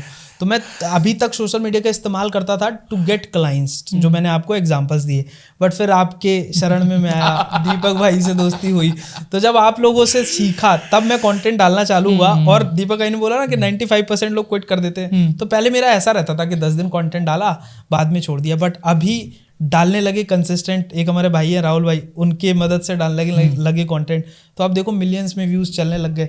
तो दीपक भाई ने बिल्कुल perfect, it's all about consistency. अगर आप 30 डेज से ज़्यादा मेहनत कर रहे हो, कंसिस्टेंटली डाल रहे हो, तो ऑटोमेटिकली बढ़ना है। अभी मेरा इंस्टाग्राम देखो बूस्ट कर गया। अच्छा, कहीं ऐसा तो नहीं है जो टॉपिक चल रहा है उस पर वीडियो डालो चल जाएगा? जैसे टाटा सियरा गाड़ी खूब चल रही है, टाटा सियरा पे वीडियो बनाकर डाला और आपका कंटेंट चल पड़ा। देखो अभी इनके अकाउंट पर आज एक रील भी आ जाएगी, सेम क्वेश्चन इन्होंने किया था तो मैंने आंसर किया था। टाटा सियारा पे वीडियो डालने से व्यूज नहीं आते, ट्रेंड पर वीडियो बनाने से व्यूज आते हैं। टाटा सियारा एक ट्रेंड है, तो टाटा सियारा ही तो क्या, जब भी आप किसी ट्रेंड पे वीडियो बनाते हो ना, तो आपकी वीडियो के वायरल होने के चांसेस बढ़ जाते हैं। तो आप देखो कभी भी ट्रेंड, मान लो कि आप अगर मोदी जी का ट्रेंड में, इलेक्शन का ट्रेंड में, तो इलेक्शन पे आप वीडियो बनाओगे तो इलेक्शन के वीडियो वायरल होंगे ही होंगे। किसी भी ट्रेंड पे आप वीडियो बनाओ तो ट्रेंड वायरल होते हैं ना, कि डेडिकेटेडली टाटा सियारा। तो जो भी ट्रेंड आता है आप अपनी नीश से सिंक करो उसको और उस पर डेफिनेटली आप बनाओ, तो ट्रेंड ऑब्वियसली एक टॉपिक माना जाता है। इसके अलावा अगर किसी को टॉपिक चाहिए तो उनको एक चीज़ कहता हूँ, अपने कॉम्पिटिटर पहचानो जो टॉप में, बिल्कुल टॉप पे, बिना मांगे बड़ी चीज मिल रही है कि टॉपिक कैसे पहचाने अपने लिए। बहुत शानदार। हाँ, तो आपकी जो कैटेगरी है वो इंस्टा पे या फिर यूट्यूब पे जो आपकी कैटेगरी में टॉप 10 चैनल्स है, उनको आप फाइंड आउट करो। पिछले 1 साल के उनके मोस्ट पॉपुलर आप एक टॉपिक उठाओ और आप देखोगे एक पैटर्न चल रहा होगा जहां पर कहीं ना कहीं पर कुछ आपको कॉमन टॉपिक्स मिलेंगे, उस नीश में मिलेंगे। जब देखोगे तो मिलेंगे। उनमें से आप 10 से 15 टॉपिक उठाओ, 2 से 3-4 आप वीडियो बनाओ, मतलब सभी वीडियो बनाओ। आप देखोगे अगर अच्छी वीडियो बने ना आपके, तो 2-3-4 वीडियो तो आपके ऐसे निकलेंगे ही निकलेंगे, डेफिनेटली निकलेंगे। तो टॉपिक सिलेक्शन का एक बेस्ट तरीका है ये वाला। ये कॉपी नहीं हो गया? मतलब कई बार ऐसा लगता है कि यार किसी का कंटेंट चुरा लिया हमने। देखो इस दुनिया में ना हर चीज़ कॉपी है, बस आपको पता नहीं कि कौन सी चीज़ कहाँ से कॉपी है। अगर हम शब्दों का इस्तेमाल कर रहे हैं तो हमें शब्द बचपन में सिखाया गया ना, मम्मी बोलती है बेटा माँ बोल, मम्मा बोल, पापा बोल, तो उसको तो कॉपी करा के सिखाया गया ना। तो इस दुनिया में हर एक कंटेंट कॉपी है। आज आपने कुछ सीखा बुक्स से, अपने एक्सपीरियंस से, लोगों से, कहीं ना कहीं से कुछ ना कुछ सीखा होगा। हमने अपनी थीम में, आपको एग्जैक्ट कॉपी नहीं करना है। आप देखोगे फाइनेंस के जो टॉप इन्फ्लुएंसर है वो टॉपिक ऑलरेडी 5-10 साल पहले कहीं पे अपलोड हो चुके थे। उनको नए तरीके से, देखो यार ऐसा होता है ना कि मान लो आपने कुछ सर्च किया, नई ऑडियंस ने सर्च किया कि how to grow on YouTube, मैं आज से 5 साल पहले भी उस वीडियो बना चुका हूँ, लेकिन मेरा 5 साल पुराना वीडियो नहीं आएगा। पिछले रिसेंट में जिसने वीडियो बनाए हैं वो सर्च में आएंगे। तो अगर सेम टॉपिक पे आप नया सेम कंटेंट बनाते हो लेकिन अभी रिसेंटली बनाते हो तो वो भी चलता है। तो कॉपी तो खुद का ही कॉपी हो गया यहाँ पर एक तरह से। तो कॉपी चलता है यहाँ पर, लेकिन अपनी थीम में बनाना है। एज इट इज कॉपी नहीं करना है किसी को, वहां पर आपकी पहचान नहीं रहेगी। इसी पॉडकास्ट गुरु हो, इसी पॉडकास्ट वाला काम तो आपसे भी पूछना चाहूंगा। हाँ, इसी पॉडकास्ट में आप उदाहरण ले लो। आपने सवाल एक पूछा, दीपक भाई से एक पर्सपेक्टिव मिला, मेरे से दूसरा पर्सपेक्टिव मिला। बिल्कुल राइट। सो कॉपी करो बट अपने आइडिया से करो, अपने एक्सपीरियंस से करो। जब आपका आइडिया पर्सपेक्टिव, बोलते हैं ना कंटेंट आप कॉपी कर सकते हो बट अंदाज थोड़ा नहीं कॉपी कर सकते हो। तो अंदाज आपका होना चाहिए। अगर अंदाज आपका है तो कंटेंट कहीं से भी कॉपी करो। अंदाज आपका लग गया तो फ्लेवर एक नया बन जाता है, अपने आप में कुछ यूनिक बन जाता है। तो एक लाइन में क्या कहोगे कि कॉपी करना या कंटेंट चुराना गुड और बैड? इट्स गुड बट आप ऐड करो, तरीका होना चाहिए, तरीका सही होना चाहिए। मतलब आपको अल्टीमेटली लर्निंग तो करनी है ना। हम किताबों से तो सीख रहे हैं, तो अल्टीमेटली हम किताबों को कॉपी कर रहे हैं। अब कॉपी करने का मतलब नहीं कि ध्रुव राठी को देखो कॉपी कर लिया तो हम ऐसे वीडियो बना जाए। नमस्कार दोस्तों, आज के स्टूडियो में हम बात इस तरह से नहीं बनाना है, आपको अपनी थीम में बनाना है वो चीजें। बिल्कुल करोगे तो 2 गाली पड़ेंगी। हाँ, फिर आप ध्रुव कमेंट करेंगे कि इसको हटा लो तो आपके लिए सही होगा। अच्छा, मुझे ना इसमें एक चीज़ और लगती है, जो मेरा पर्सपेक्टिव हो सकता है बाकी लोगों का ना हो। जैसे टाटा सियरा गाड़ी हो गई, अभी धुरंधर मूवी चल रही है, तो इस पे तो लाखों लोग कंटेंट बना रहे हैं। तो कितना देखेगा, एक ही कंटेंट कितने लोग देखेंगे, कि कितना देखेंगे, तो आपका मुझे लगता है सक्सेस होने के चांसेस कम होंगे, क्योंकि एक जैसा कंटेंट लाखों लोग बना रहे हैं। नहीं, इसमें एक चीज़ ये है कि अच्छी वीडियोस कितने लोग बना रहे हैं। हाँ, इंगेजमेंट का बहुत बड़ा फर्क होता है ना, कि इंगेज कितने लोग कर पा रहे हैं। वही मैंने कहा कि टाटा सियारा से अगर वीडियो वायरल होती है, लाखों लोग अगर बना रहे तो लाखों की वीडियो नहीं चलती है, बहुत चलती है, इसलिए हमको दिख जाती है। मतलब मान लो 100 ने बनाया, हमको 15-20 दिख गई, तो हमको ये लगता है कि यार इसी तरह की बहुत चल रही है, लेकिन आपको जिसकी दिखी ही नहीं, क्यों नहीं दिखी? क्योंकि उससे चल नहीं रही तो हमको दिख ही नहीं रही, तो हमको दिख ही नहीं रही तो हमको पता ही नहीं किसकी नहीं चल रही है। तो ऐसी बहुत है जो नहीं चलती है, तो उससे आपको ये कि आपको एंगेज करना सीखना पड़ेगा, तो वो तभी होगा जब आप प्रैक्टिस करोगे, टाइम दोगे, तभी हो पाएगा। तो इंगेजमेंट का कोई फॉर्मूला भी होता है, कोई तरीका भी है कि हम कैसे इंगेज करना सीखें? अल्टीमेटली जैसे मुझे फ्रेंचाइजी की नॉलेज तो है, लेकिन शायद मैं वो कंटेंट नहीं बना पा रहा जो लोगों को इंगेज करे, ठीक है? तो इंगेजमेंट का क्या तरीका होता है, क्या फॉर्मूला है? इंगेजमेंट का देखो, अगर रील्स की अगर बात करूँ ना मैं, तो इंगेजमेंट का तरीका कि आप स्टार्टिंग में अगर हुक यूज कर सकते हो तो डेफिनेटली आप यूज करो, हुक का आप यूज करो। उसके बाद में आप प्रॉब्लम स्टेटमेंट पे आप आ जाओ। लोगों की जब प्रॉब्लम पकड़ोगे, उनकी नस पकड़ में आ गए, तो भैया फिर वो टिकेंगे सोल्यूशन जानने के लिए। तो हुक यूज करो, प्रॉब्लम पे आओ, फिर प्रॉब्लम का सोल्यूशन आप बता दो, और फिर बस उसको समराइज करके फटाफट खत्म कर दो। बोरिंग बातें, बकवास बातें, लंबी बातें लोग आज नहीं सुनना चाहते, लॉन्ग वीडियोस में भी, शॉर्ट वीडियो में भी। तो ये चीज़ अगर आपने कर ली तो फिर इंगेजमेंट बढ़ जाती है। बस इसमें हुक में बस मैं ऐड करना चाहूँगा कि जो प्रॉब्लम बोला ना, कोई भी कस्टमर दो ही चीज़ों से अट्रैक्ट होता है। एक, या तो उसकी प्रॉब्लम की पेन पॉइंट पकड़ लो, या उसका जो डिज़ायर है। फॉर एग्जांपल आपको सर दर्द हो रहा है, तो मैंने बोला कि आपको सर दर्द हो रहा है तो आप ये मेडिसिन ले लो, तो आप अट्रैक्ट हो जाओगे। या फिर मैंने ये बोला कि आप अपनी ड्रीम कार खरीदना चाहते हो, तो या तो आप प्रॉब्लम स्टेटमेंट पकड़ लो या डिज़ायर पकड़ लो, दोनों चीज़ों में से किसी का हुक बनाओ। उसके बाद कंटेंट का सोल्यूशन दो, एंड देन कुछ ना कुछ अगर call to action for example आपने बोला है तो वो दे दो। तो अगर आप इस फॉर्मेट में कंटेंट बना रहे हो तो वो चलेगा। अच्छा, एक सवाल और मैं लेना चाहूँगा। आज के समय में रील्स भी खूब चल रही हैं, पॉडकास्ट भी खूब चल रहे हैं, और बट ऑब्वियसली केस स्टडीज़ और जो नॉर्मल इन्फॉर्मेटिव वीडियो होते हैं वो भी बहुत चल रहे हैं। आज अगर किसी को नई शुरुआत करनी हो तो कहाँ से करें? मैं तो लोगों को कई बार ये कहता हूँ कि आप 15 दिन के लिए एक एक्टिविटी करो, होमवर्क करो। आप अपने फेवरेट शो का, जैसे फेवरेट शो तारक मेहता हो सकता है, कपिल शर्मा शो हो सकता है, कोई पॉडकास्ट शो हो सकता है, कोई मूवी हो सकती है, कुछ भी हो सकता है। आप अपना फेवरेट शो उठाओ, उसको जुगाड़ करके डाउनलोड करो आप, और इंस्टाग्राम पर आप उसकी कट करके इंटरेस्टिंग पार्ट जो वो रील आप उस पर अपलोड करो। उससे होगा क्या कि उसके वायरल होने के चांस बहुत बढ़ जाएंगे, क्योंकि आप तारक मेहता, कपिल शर्मा सबके ऑलमोस्ट फेवरेट शो होते हैं, हर कोई देख के हंसते ही है, उसको देख करके एंजॉय करता है, तो उनके वायरल होने के चांसेस बढ़ जाते हैं। तो उससे होगा क्या, पहली चीज़ आप बहुत सारी चीज़ सीखोगे। क्या क्या सीखोगे? आप सही कंटेंट निकालना सीखोगे, कि वहाँ से आप इंटरेस्टिंग कंटेंट निकाल रहे हो, उसमें तो इंटरेस्टिंग कंटेंट निकालना आप सीखोगे। फिर उसको आप थोड़ा सा आप एडिट करोगे, म्यूजिक ला करके, कुछ ना कुछ लिख करके, तो उसको आप एडिटिंग करना आप वहाँ से थोड़ा सीख रहे हो। उसके बाद में आप अपलोडिंग करना सीख रहे हो, तो आप सोशल मीडिया मैनेजमेंट वहाँ से आप सीख रहे हो। उसके बाद में अगर वो कंटेंट चलता है तो इनिशियल बेस पे आपके सबकॉन्शियस माइंड में ये बिलीव बनता है कि यार मैं कंटेंट क्रिएशन कर सकता हूँ, क्योंकि आपने कुछ डाला और वो वायरल हुआ। तो वहाँ से आपके मोटिवेशन को जो बूस्ट मिलता है सबकॉन्शियसली, कि मैंने कुछ किया तो आगे मैं खुद का भी कुछ ना कुछ कर सकता हूँ। तो ये चीज़ आप करो, डेफिनेटली उसमें रिजल्ट मिलेगा आपको। तो उसमें दो काम कर सकते हो। तो इंस्टा पेज ग्रो हुआ है, डिलीट मारो, अपना कंटेंट बनाना स्टार्ट करो, जो फॉलोअर आपके मिले वो भी आपके हो गए। और उसके बाद में आपको जो बिलीफ मिलता है ना, ये बहुत लंबा काम करता है। जिस इंसान का बिलीफ ये बन जाता है ना कि मैं कर सकता हूँ, वो बहुत लोगों से बहुत आगे निकल जाता है। तो ये उसको मैं होमवर्क देता हूँ। उसके बाद में अगर ये चीज़ नहीं भी करनी होती है, तो करने के बाद भी अगर उसको स्टार्ट करना है तो इंस्टाग्राम से उसको पहले स्टार्ट करना चाहिए, क्योंकि एज कम्पेयर टू यूट्यूब और बाकी प्लेटफॉर्म, इंस्टाग्राम आज की डेट में बहुत ज़्यादा ईजी है। जहाँ पर आप रील्स बनाते हो किसी ट्रेंडिंग टॉपिक पे और बहुत अच्छे से अगर बोल लेते हो थोड़ा बहुत भी, तो आपकी इनिशियल बेस पे अच्छे व्यूज़ आ सकते हैं वहाँ पर। तो स्टार्ट करना तो आप इंस्टा से करो, और जब आपको लगता है कि यार मैं अच्छा बोल लेता हूँ, थोड़ा अच्छा कंटेंट क्रिएट कर लेता हूँ, तो उसके बाद में फिर आप यूट्यूब पे भी यहाँ पर आ जाओ। क्या बात है, आपने अपनी जर्नी इंस्टाग्राम से शुरू की है शायद? मैंने इंस्टाग्राम से चालू हुई थी, बट उसमें मैं शुरू के ज़माने में तो फेलियर रहा इंस्टाग्राम में। बट इसमें मैं एक चीज़ ऐड ऑन करता हूँ, मैं कहता हूँ आप ट्राई करो। उस ट्राई के चक्कर में आप प्रीमियर प्रो सीखोगे, आप एडिटिंग सीखोगे, आप सॉफ्टवेयर चलाने सीखोगे। बाद में मैं कहता हूँ कंटेंट में फेल भी हो गए, कोई बात नहीं, बट वो स्किल आप किसी और के लिए तो इस्तेमाल कर सकते हो, तो आपको उसके बदले के पैसे मिलना चालू हो जाएंगे, राइट। सो आप कुछ भी करके बस स्टार्ट करो। कुछ नहीं भी जीतोगे तो स्किल जीतोगे, और उस स्किल के बदले आपको पैसा मिलना चालू हो जाएगा। आज के समय में या तो लोग रील बनाना शुरू कर देते हैं, और रील में कई लोग तो वाहियात सी भी बनाते ही हैं, सब देखते ही होंगे। दूसरा, पॉडकास्टर बनने का बड़ा ट्रेंड चला हुआ है कि हर एरा गिरा नत्थु गिरा बोलता है कि मैं पॉडकास्टर बनूंगा। तो इसके बारे में आपको क्या कहना है? पॉडकास्ट के बारे में? हाँ, देखिए, आपने देखा होगा अलग अलग टाइम पे अलग अलग ट्रेंड आते हैं। मैं आपको ट्रेंड बताता हूँ किस किस टाइम पे क्या क्या है। 2020-21 में मोटिवेशन का बड़ा ट्रेंड था। एक तो मोटिवेशन का उस टाइम पे आया, और एक और आप देखोगे यूट्यूब टिप्स का भी बहुत बड़ा ट्रेंड आया था। 15 से स्टार्ट करो, 15 से 16 नहीं, 15 में इतनी अवेयरनेस नहीं थी यूट्यूब पे। 15 में अगर बताऊं तो फैक्ट वीडियो चलते थे, जहाँ पर बड़े बड़े डायनासोर और सांप होते थे ना, उस तरह के वीडियो चलते थे। लेकिन उस टाइम इतने लोग नहीं थे ना कंटेंट क्रिएशन में। 16 के आसपास कॉमेडी ज्यादा लोग आए ना, वो आए 17-18 के बाद में, ज्यादातर क्रिएटर्स। जियो के आने के बाद। हाँ, तो मैंने भी 18-19 में आया, तो वहां पर पहले वो डायनासोर और बड़े बड़े सांपों के वीडियो चलते थे, मूवी की मिस्टेक और फैक्ट के वीडियो चलते थे, इस तरह के वीडियो चलते थे। फिर उसके बाद में यूट्यूब टिप्स के बहुत वीडियो चलने लगे, वो एक ट्रेंड आया, गया। फिर मोटिवेशन का बहुत भयानक भूचाल आया, जहाँ पर हर कोई मोटिवेशनल वीडियो बना रहा है और हर किसी का चैनल ग्रो कर रहा है, इस तरह से ट्रेंड आया। फिर आप देखोगे 2021-22 की हम बात करें तो, हाँ 21 से 22 की बात है, व्लॉगिंग की बीमारी आई थी, इसका बहुत लोग शिकार हुए थे, सबने व्लॉग्स बनाए थे। अब आसपास भी आपने देखोगे तो हर कोई ना कोई व्लॉग बनाता दिख जाता किसी इवेंट वगैरह में। आज आपको नहीं दिखेगा कोई यूजुअली व्लॉग बनाता हुआ। तो व्लॉगिंग की बीमारी आई। फिर आप देखोगे पॉडकास्टिंग की एक बीमारी आई, जहाँ पर ग्राफ पहले मतलब रणवीर इलाहाबादी या कुछ क्रिएटर पॉडकास्ट बना रहे थे पहले से, तो ग्राफ ऐसे था। फिर सडनली ग्राफ वो इस तरह से हुआ ट्रेंड का। अब वो ग्राफ आप देखोगे यहाँ पर है, तो अब ये ऐसे चलेगा, मतलब पहले लाइन यहाँ थी, यहाँ से आए वो यहाँ पर है, अब थोड़ी ऊपर है, अब ये ऐसे चलेगा। तो यहाँ पर क्या होगा, देखो क्या होता था कि व्लॉगिंग पहले चली थी, बीमारी थी, तो सौरभ जोशी के लोग तो आज भी लोग देख रहे हैं। मोटिवेशन वीडियो की बात करो तो जो टॉप के मोटिवेशन चैनल आप देखोगे, रीवायर्स हो गया, मेरा हो गया, कुछ और चैनल्स भी है, तो हम जब अच्छा कंटेंट बनाते हैं तो उन पर अच्छी व्यूज आज भी आ जाते हैं। तो हम तो नहीं गए ना मार्केट से, हम आज भी टिके रहे। आप देखोगे यूट्यूब टिप्स की अगर बात आती है तो मनोज दे वगैरह की आप देखोगे चैनल, तो आज भी अच्छा परफॉर्म कर रहे हैं, तो वो तो नहीं गए ना मार्केट से।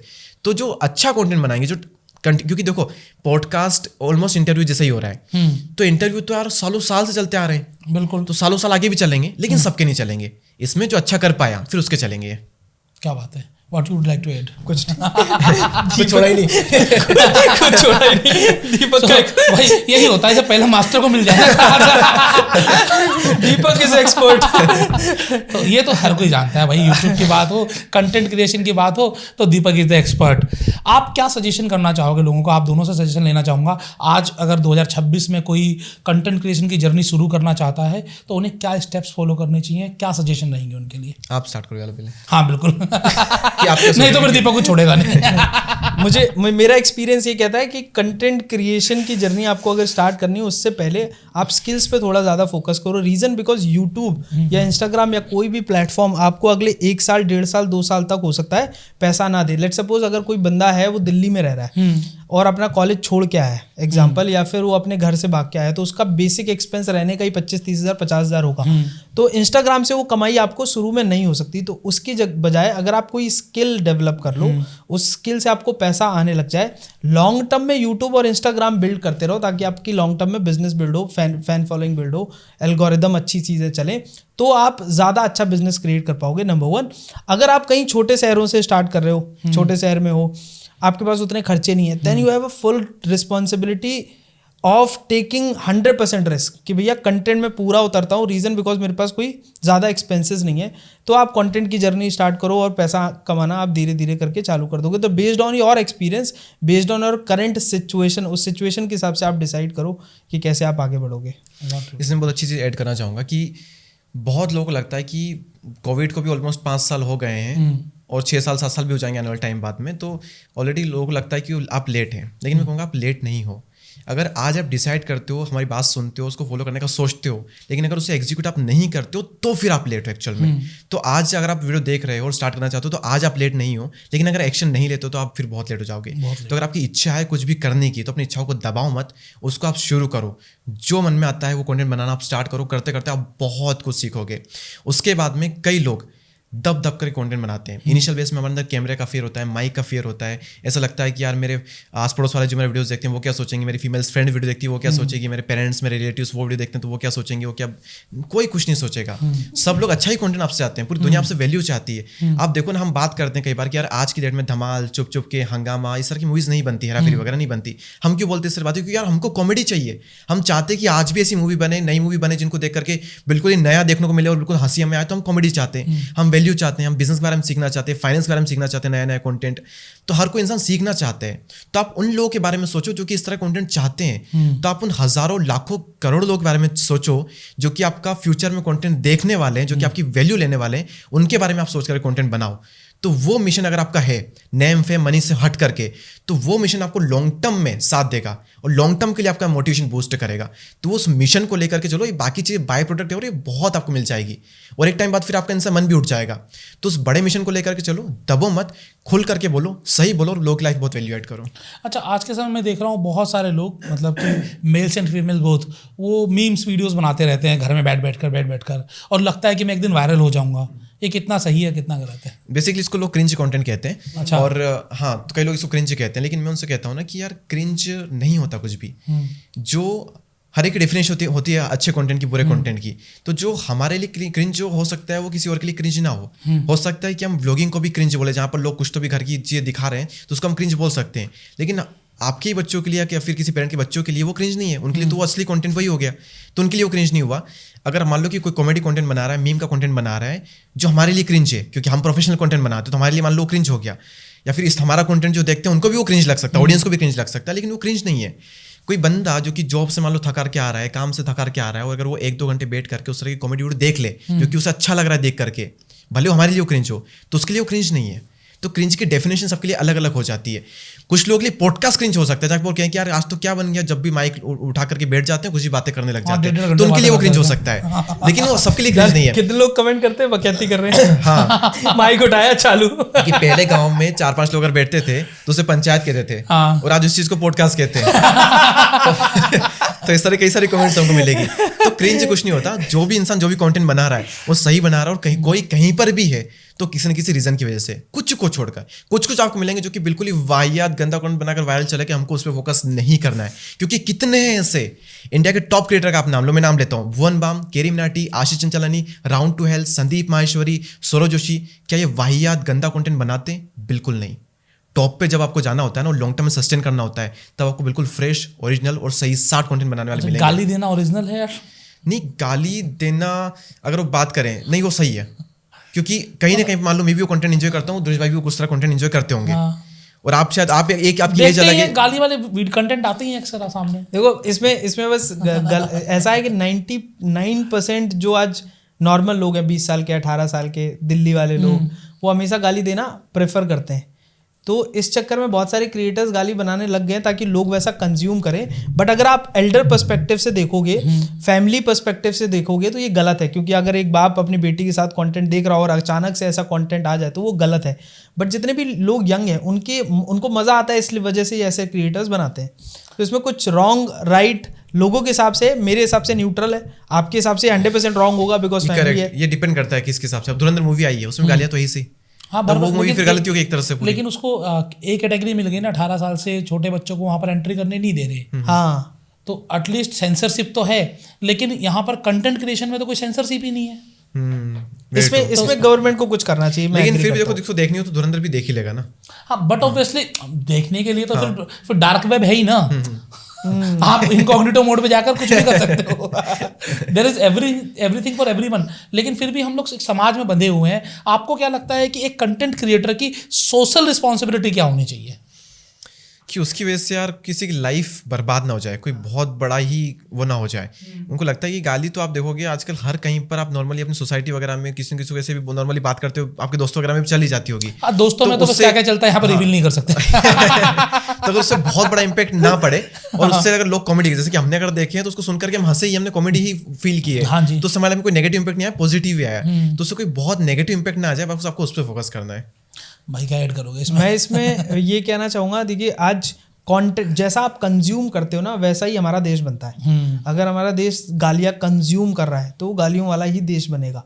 आज हम मूवीज़ में देखते हैं कि कोई गरीब आदमी है, अमीर बाप की लड़की से प्यार करता है, तो वो विलन बन जाता है और लड़ाइयाँ होने लग जाती हैं। हम वैसा ही कंज्यूम कर रहे होते हैं बहुत। तो इसी तरीके से सोशल मीडिया पे जो हम कंज्यूम कर रहे हैं ना, वैसा हमारा माइंड शेप होता है। तो इसके मैं बहुत फेवर में हूँ कि अगर कंटेंट हम अच्छा ही कंज्यूम करें। जैसे दीपक भाई ने बताया कि 16 साल की उम्र में आप वीडियोज़ देखा करते थे, तो मैं इसको बोलता हूँ वर्चुअल फ्रेंडशिप।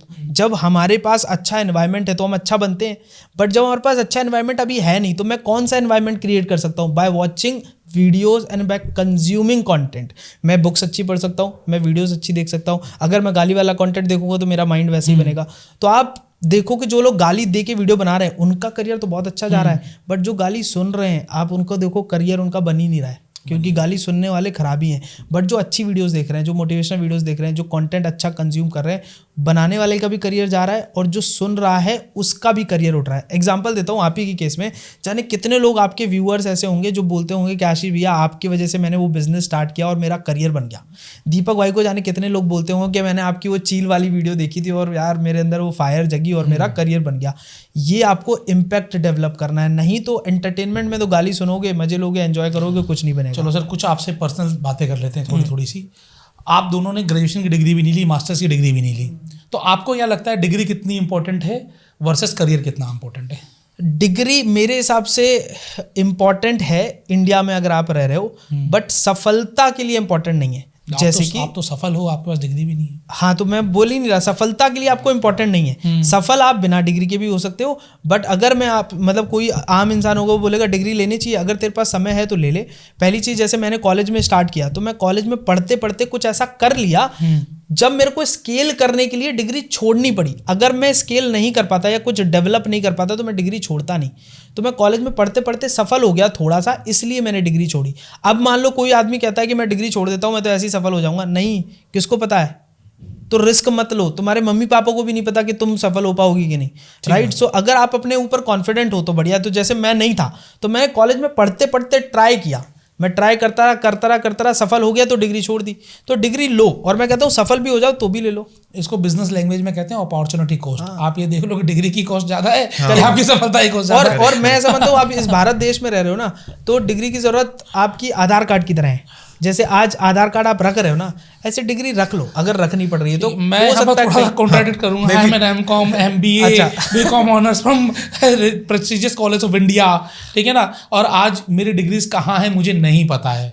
ठीक है, नॉलेज जरूर काम आती है, मैं नहीं कहूँ नॉलेज काम नहीं आती, लेकिन डिग्री कोई काम नहीं आ रही है। एक दो जगह काम, जैसे एग्जांपल देता हूँ, लेट्स सपोज आपको गवर्नमेंट के साथ कोई काम करना है, आपको टेंडर में कुछ काम करना है, तो वहां पर बैचलर इज मस्ट। बिना बैचलर के आप 500 करोड़ का टेंडर ही नहीं उठा सकते, तो वहां पर मस्ट हो जाती है डिग्री। तो आप आधार की मतलब ये है कि अगर उतना बड़ा सोच रहे हो तो उसको आधार कार्ड की तरह एक डिग्री रख लो, नहीं तो मत रखो। ठीक है, किसी को इतना बड़ा टेंडर लेना हो और ना मिल रही हो तो मुझे पार्टनर बना लेना, मेरी डिग्री काम आ जाए। फिर ये होता है, फिर उस केस में ये करना पड़ेगा क्या? तो भाई मेरे पास डिग्री है। आपका क्या कहना है डिग्री वर्सेस करियर? देखो, जहां पर आपके करियर में आपका मेन करियर वही है कि अगर आपको वहां पर डिग्री चाहिए ही सही, तो उस केस में तो डेफिनेटली आपको फिर वो डिग्री की इंपॉर्टेंट होती है, बहुत होती है। हाँ, आपको आईएएस करना है, डॉक्टर बनना है, तो क्राइटेरिया अगर आपका वही है तो उस फील्ड में आपको इंपॉर्टेंट है। बाकी अगर आपको कुछ भी नहीं पता है कि मेरा इससे क्या ताल्लुक होने वाला है, वो सस्ती डिग्री है, सस्ते कॉलेज से, और आपको पता नहीं है, तो उस केस में फिर वो आपकी पोहे जलेबी खाने में काम आएगी। जो हमारे टीचर कहते थे 11th क्लास में हमारे केमिस्ट्री के टीचर थे, तो वही कहते थे कि डिग्री लेना, 12th की मार्कशीट लेना, उसमें आराम से उठ के पोहे खाना, जो कि ये सबके कुछ काम नहीं आएगी। हर पर्टिकुलर फील्ड में education is important and degree is a waste of time, अगर वो डिग्री काम की नहीं है तो। बाकी एजुकेशन तो आज हमारी फील्ड में आप देखोगे, मेरे जितने भी फ्रेंड्स नॉन में हैं जिन्होंने मास्टर्स भी किया हुआ है, उन्होंने इतनी बुक्स नहीं पढ़ी जितनी मैंने बुक्स पढ़ी। मेरी लाइब्रेरी मेरे ऑफिस में आराम से बड़ी, जिसमें मैंने फाइनेंस की बुक पढ़ी है, सेल्फ हेल्प की पढ़ी हुई है, स्पिरिचुअल बुक्स पढ़ी हुई है, हर तरह की मैंने बुक्स पढ़ी हुई है। सफलता के लिए हम आज भी नहीं छोड़ते। मेरा अगला सवाल यही है कि अल्टीमेटली डिग्री नहीं है, मतलब हम लोगों ने कॉलेज कंप्लीट नहीं किया, हमने हायर एजुकेशन नहीं करी है, तो लेकिन मैं देखता हूँ कि दुर्वेश भाई को, आपको और आप जैसे कई सारे जजेस से मेरी बातचीत होती है, तो दे आर मच, मतलब उनके पास नॉलेज मेरे से ज़्यादा है और कई लोगों से ज़्यादा नॉलेज है। तो नॉलेज गेन करने के लिए क्या क्या काम कर सकते हैं? इसमें पहले एक सवाल मैं आपसे पूछता हूँ। अभी मीम चल रहा है एक बहुत, जिसमें लोग सवाल पूछ रहे हैं कि ये डिग्री हमेशा गोल गोल क्यों मिलती है? तो गोली होती है ना? नहीं, डिग्री को गोल रोल करके दिया जाता है, आपको गोल घुमा देती है डिग्री। हाँ, तो लोग कमेंट कर रहे हैं कि बत्ती बनाओ। मैं बताता हूँ सर, इसका एक लाइव चीज़ मैं आपको बताता हूँ। मेरे पास एमकॉम, एमबीए, बीकॉम ऑनर्स की डिग्री है और मैं बहुत बड़े कॉलेज से फर्स्ट डिवीजन पास आउट हूँ। अब इसका नेगेटिव मेरे साथ क्या गया मैं आपको लाइव बताता हूँ कि एक समय मैंने बताया कि बहुत बुरा वक्त आया और उस समय मुझे मार्केट में जाकर काम करने का मौका मिल रहा था एज ए सेल्स पर्सन। उस डिग्री ने मुझे रोक लिया। मतलब वो मुझे लाख रुपए महीना कमा कर दे देती, बस करना क्या पड़ता, रिक्शे के पीछे चलना पड़ता, दुकान जाकर बात करनी पड़ती, भाई ये ले लो, ये ले लो, ये ले लो, और उससे मैं लाख रुपए महीना कमा सकता था आज से 10 साल पहले। लेकिन उस डिग्री ने मुझे ले लिया। ये वाइट कॉलर डिग्री है भाई मेरे पास। ईगो आ गया, डिग्री की ईगो थी मेरे अंदर। तो मेरे ख्याल से बहुत लोगों में ऐसा आता होगा। करेक्ट, बहुत अच्छा बट point आजकल आपने नहीं है सर, पीएचडी करे हुए इंसान भी चपरासी की नौकरी अप्लाई कर रहे हैं। वो सरकारी नौकरी में जाते हैं कि कोई काम ना करना पड़े, हरामखोरी के पैसे मिल जाए। प्राइवेट में कोई नहीं जाता। यस, बिल्कुल सही बात है। तो आप क्या कहना चाहोगे इसमें कि अब लर्निंग इज इंपॉर्टेंट। मैं डिग्री की बात तो समझ में आती है कि क्योंकि degree is not too much important, लेकिन नॉलेज तो लेनी भैया बहुत इंपॉर्टेंट है। बिना नॉलेज के आप कैसे पॉडकास्ट करोगे, कैसे 2-2 किताबें लिखोगे, ठीक है ना। किस तरीके से इतने, जैसे मैं आपको पॉडकास्ट देखता हूँ कि एक से बड़े एजुकेशनिस्ट भी आते हैं, इंटेलेक्चुअल लोग आते हैं जिनसे आप बढ़िया बढ़िया सवाल पूछते हो, तो उसके लिए आपको सीखना तो पड़ता है ना। तो सीखने के सोर्सेस क्या हो सकते हैं? सीखने के सोर्सेस यार डिपेंड करता है कि आप किस नीश, किस फील्ड में आप सीख रहे हो। पर मैं तो कहूँगा रियल लाइफ मेंटोर से अगर आप सीख सकते हो तो उससे बड़ा और उससे सही सोर्स कुछ नहीं हो सकता। आज लोग ओशो की वीडियो देखते हैं, लेकिन ओशो खुद ये कह के गए हैं कि आप मुझे मत पूछना, आप भगवान को मत पूछिए, आप आपकी एग्जिस्टिंग में कोई अच्छा पर्सन आपको दिखता है गुरु की तरह, आप उसको पूछना, उससे आप सीखना। ओशो तक ये कह के गए हैं, लेकिन ओशो की बात लोग नहीं मानते हैं। ओशो की सुनेंगे, वो करेंगे, लेकिन ओशो जो कह के गए, एक्चुअल कह के गए, वो लोग नहीं सुनेंगे। तो आपको अगर एक्चुअल में अपना कोई गुरु, मेंटोर, अपनी फील्ड का कोई अच्छा इंसान जो आपको लगता है कि उन्होंने अपनी फील्ड में कुछ अच्छा किया है और मैं उससे कुछ सीख सकता हूँ, तो सबसे ज़्यादा आपको उनके साथ टाइम स्पेंड करना है। क्योंकि इन पर्सन जो आप उनसे सीख सकते हो, उनकी आदतें, उनका बिहेवियर, उनका नॉलेज और जो गलतियाँ उनकी, वो गलती करने से आप बच सकते हो। तो उससे बड़ा और कुछ नहीं हो सकता। सेकंड चीज़ जिससे लोग बच रहे हैं आज की डेट में और जो थोड़ी आउटडेटेड लगती है, वो है बुक्स। आज भी आप देखोगे जो बुक्स का कंटेंट जिस फॉर्मेट में आपको मिलता है, किसी भी ऑथर का, किसी पर्सन का सालों का निचोड़, वो लॉज जो कि फंडामेंटल जड़ें हैं, उनको लोग इग्नोर करते हैं। और जिस स्ट्रक्चर फॉर्म में वहाँ बताई जाती है, मैं देखता हूँ वीडियोस में उस तरह से नहीं बताई जाती, पॉडकास्ट में उस तरह से कंटेंट नहीं बताया जा सकता। एक और चीज़, एक पेपर को आप पढ़ते हो, उसमें जो कंटेंट है वही अगर आप सुन रहे हो तो तुरंत निकल जाएगा, लेकिन जब आप पढ़ते हो तो आपके माइंड को टाइम मिलता है प्रोसेस करने के लिए, समझने के लिए, अंदर उतारने के लिए। तो बुक्स को लोग जो इग्नोर कर रहे हैं, उनको इग्नोर नहीं करना चाहिए। तो रियल लाइफ मेंटर अगर आपका हो और एक बुक्स, ये मानता हूँ कि इनको मैं प्रायोरिटी देता हूँ। क्या बात है, आपका क्या मानना, आप कैसे लर्निंग लेते हो? मैं कहता हूँ कि आप अपनी संगति में ऐसे लोग लाओ जो आपसे बहुत बड़े हों। जैसे लेट्स सपोज मैं 20 साल का था, बट मेरी संगति में लोग वही थे जो 35 साल, 40 साल, 50 साल, आज भी आप ही देख लो, है ना। तो आप हमेशा अपने से बड़े लोगों के साथ रहोगे तो हमेशा कुछ ना कुछ अच्छा और बेहतर और एक्सपीरियंस सीखने को मिलेगा। नंबर 1। नंबर 2, दीपक भाई ने जैसा बोला, बुक्स। तीसरा मैं कहता हूँ वीडियो बहुत ज़्यादा कंज्यूम करो। जितना ज़्यादा आप इनटेक करोगे उतनी जल्दी आपका जो ब्रेन है वो डेवलप होगा चीज़ों को लेकर। तो आप कंटेंट देखो, आप बुक्स पढ़ो, आप ऐसे लोगों के साथ रहो जो आपको अच्छा सिखाएं, आप उस नेटवर्क में रहो जो कहीं ना कहीं से आपको कुछ ना कुछ एक्सपीरियंस देते जाए। तो ये कुछ 3-4 सोर्सेज हैं जहाँ से हम सब सीखते हैं, आई गेस। क्या बात है, मज़ा आया आप लोगों से बात करके। आज जितने भी यंगस्टर्स देख रहे हैं, जितने भी जेनजीज देख रहे हैं, जेन अल्फा देख रहे हैं या फिर मिलेनियल्स देख रहे हैं, उन सब लोगों को सीखने की ज़रूरत है कि आप लोग अपनी लर्निंग पे काम करिए। आप कॉलेज के पीछे मत भागिए, आप यूनिवर्सिटी के पीछे मत भागिए। आप ये देखिए कि आपको वहाँ से क्या हासिल होगा। और जो लोग कंटेंट क्रिएशन में आना चाहते हैं उनके लिए बड़ा इंपॉर्टेंट है कि वो आखिरकार वैल्यू क्या दे रहे हैं और कितना कंसिस्टेंटली लॉन्ग टर्म तक आप काम कर पाओगे। मल्टीपल हमने अर्निंग स्ट्रीम्स की भी बात की, हमने ये भी बात की कि आप किस तरीके से ग्रो करोगे और किस तरीके से एक अच्छा फ्यूचर क्रिएट करोगे। सर लास्टली अगर आप कोई सजेशन या कोई बात कहना चाहें आप दोनों। संगति अच्छी रखो, जितनी अच्छी संगति होगी उतनी ही अच्छी तरक्की होगी। हो सकता है संगति आपके पास इस समय लोगों की ना हो, बट बुक्स की अच्छी संगति हो सकती है, अच्छी वीडियोस की संगति हो सकती है। तो संगति अच्छी करो ताकि आपका ब्रेन जो है वो पॉजिटिविटी से फिल हो। क्या बात है। नहीं, मैं कुछ नहीं कहना चाहूंगा। अगर इतना कंटेंट देने के बाद भी कुछ कहना पड़ रहा है, लोगों को सुनना पड़ रहा है, तो फिर क्या ही मतलब। तो मैं कुछ नहीं कहना चाहूंगा, इतना मैंने कह दिया है ना, उसमें से 1-2 चीज भी ग्रहण कर लो तो बहुत है आपके लिए। बहुत है। तो इस वीडियो को 2-3 बार जरूर देखना, बहुत कुछ सीखने को मिलेगा, बहुत कुछ जानने को मिलेगा। और अगर देखना है तो Deepak Dahiya podcast, Durvesh Yadav podcast Google पर सर्च करो, यूट्यूब पर सर्च करो और फ्रेंचाइजी बताओ के सारे वीडियो जरूर देखो। और इस वीडियो को अधिक से अधिक लोगों तक शेयर करो। और आप सब लोगों यहाँ तक बने रहे हैं, इसके लिए आपका बहुत बहुत धन्यवाद। एक की लर्निंग कमेंट में जरूर बताना और चैनल को सब्सक्राइब करो। Thank you so much.